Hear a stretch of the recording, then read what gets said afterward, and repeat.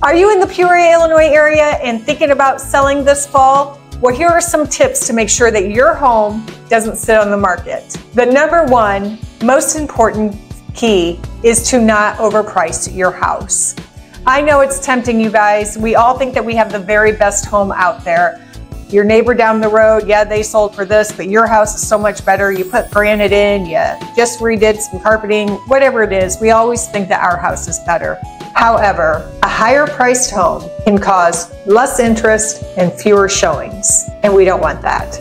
The market is going to tell us if we are overpriced. You will know within your first week. If you get no showings, you're overpriced. If you get a lot of showings and no offers, you're overpriced. It is important to make that price adjustment right away so that we are not chasing the market. You don't want to be behind the market. You want to be in front of the market. The other issue that comes into play if we overprice a home is that it sits on the market and it becomes stale. And buyers begin to question, what is wrong with that house? I mean, listen, we just got done with a market that was booming, off the charts. I mean, we listed a house and we had multiple offers in hours. Some of these homes we were selling without even actually showing them. They were just buying, putting offers in.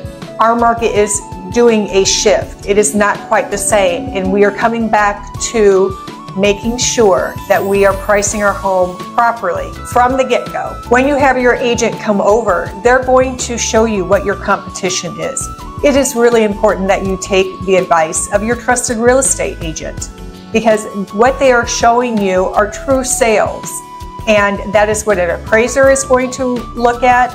That is what buyers are going to look at. Buyers are pretty educated these days, so there's no fooling a buyer. If you're doing a major increase in your price, we better justify why, how. Did you add a garage? Did you add a sunroom? What's causing this jump in price? Now, your increase in price could be justified. That's where you need to talk to your real estate agent so that as a seller, you don't get overzealous and overprice your home. If your neighbor down the road is $50,000 that's less than you and it is a similar type of home, you're going to struggle to compete. I don't care what updates that you've done, you will struggle to compete.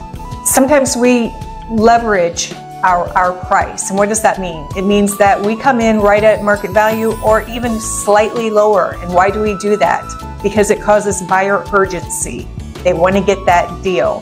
When you are competing, when buyers are competing for your home, that is your best chance of getting multiple offers or getting the very best price that you can out of your home. And finally, the last recommendation is just really talking about once you get that offer. Generally speaking, your first person that writes an offer is going to be your best buyer to work with. It doesn't mean that you're accepting whatever they offer. I'm talking it is your best person to negotiate with. And this is in general, 19 years of doing the business, I can say this pretty strongly.